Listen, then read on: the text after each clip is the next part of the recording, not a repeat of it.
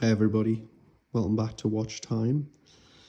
A lot has changed since I saw you all last in terms of watch collecting. As you may remember, I moved house, mortgaged for the first time, so I had to sell everything valuable. So although there's been a few sort of changes along the way, this is where the watch collection sits currently. So I'm going to start with the ones that you've seen before. I actually only have 4 pieces in the collection at all now. So this first one, you may remember, I did a review on these watches. This is a Patricia Stanley ring watch. This is certainly not a high-end horology piece. This is a stainless steel, mineral crystal, quartz ring watch. I like it because it's a ring watch, so it's something a bit different. I always like timepieces which are a bit different and unique. And I can't really complain about it at all. It's done exactly what it's supposed to. It's on a mesh strap at the moment. They come with leather and other types. The only thing I would love is that if these were waterproof, I would love that, because then you could wash your hands with them on. This one gets worn now and then. I've been wearing it just now, so that's not one I would get rid of, because it's almost, valueless really, but quite unique. I've always liked ring watches. The next one is this tonneau shaped watch. It's Van Heusen, which is just a fashion brand. I got it because I like the design. I like tonneau shaped watches. It looks a bit like an RM watch. It's blue in colour with a sort of like pretendy carbon fibre pattern. I think just base metal watch case, probably mineral crystal as well. It's nice enough to look at, just quartz. I hate it when they put that CE and don't throw away rubbish on it. It really cheapens the look of the watch, but anyway. Synthetic leather strap as well. It's all pretty low quality, but perfectly acceptable to wear just for something nice to look at. It doesn't get worn that often. It's more of a casual piece. If I were to sell one of these for, it would be this one, just because it doesn't get worn that much. But I do quite like looking at it. It's a nice design. It's quite unique. Usually blue and brown aren't the best together, but I don't mind it here. Next is this here. This is the Apple Watch Series 3. And I know there's always a big discussion about whether these are a watch at all. To me, they are, simply because I use them to tell the time. But I am aware that you need the phone to use it really. But I think, there was a point where quartz watches and digital watches weren't fully absorbed in the horology scene, or seen as a legitimate sort of part of it, and eventually they were absorbed too. And you can sort of see that happening a little bit with some Swiss watch companies like Hublot, Tag Heuer, continuing to put out smartwatches. And we all know this is the most popular watch on the planet, so it's helping keeping the watch market going to an extent. So the thing which I love about this is not the design or anything, it's the functions. The stuff this thing can do destroys any other watch.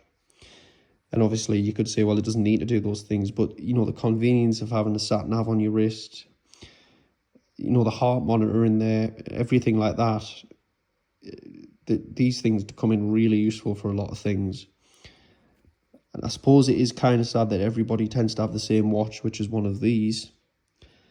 But it's so useful that I really don't like not having one. I go through phases of wearing it where I wear it all the time, and then phases where I won't wear it for a while.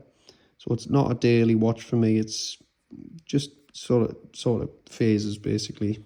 But I do like it. I do like them. I'm not sure I would go and spend £1,000 on the newest one that's just come out, the Ultra 2 or whatever, but I like them, and I like the fact they've stuck to their guns and they're continuing to make watches. So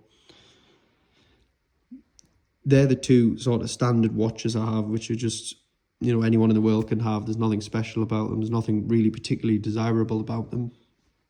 So the last watch in the collection, the much smaller, more modest and sensible collection, is this here.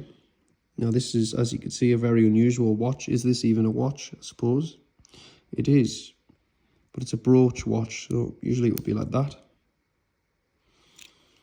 This is it here.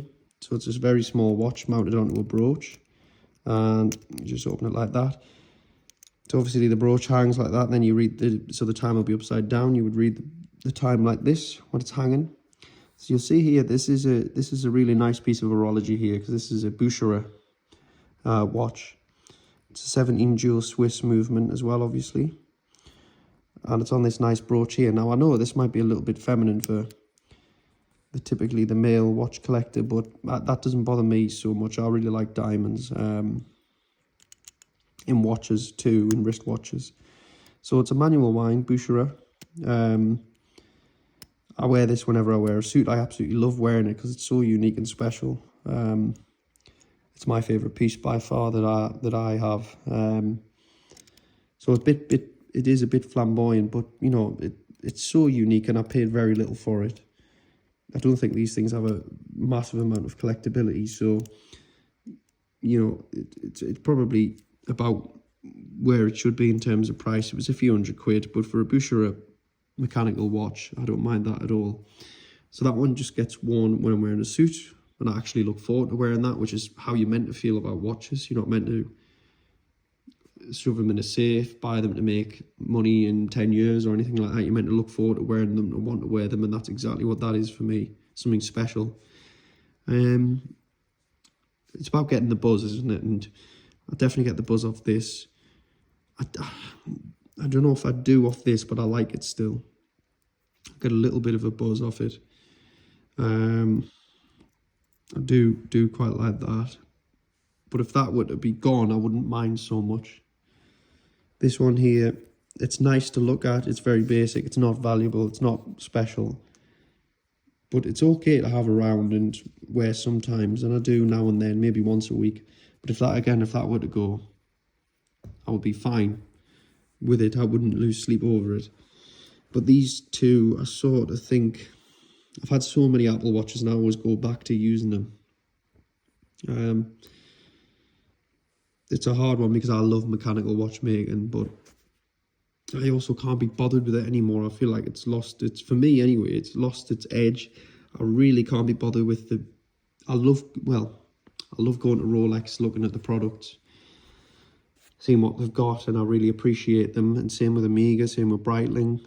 You know, those are the shops which I sort of go to most in person anyway, and look through. And I'm always looking at watches online, see what's coming out, but nothing really grabs me anymore to the point where I would want to buy it. And that's probably just because of the financial position where I have more responsibility. But in all honesty, I probably could afford to have a high-end-ish Swiss piece, especially a used one.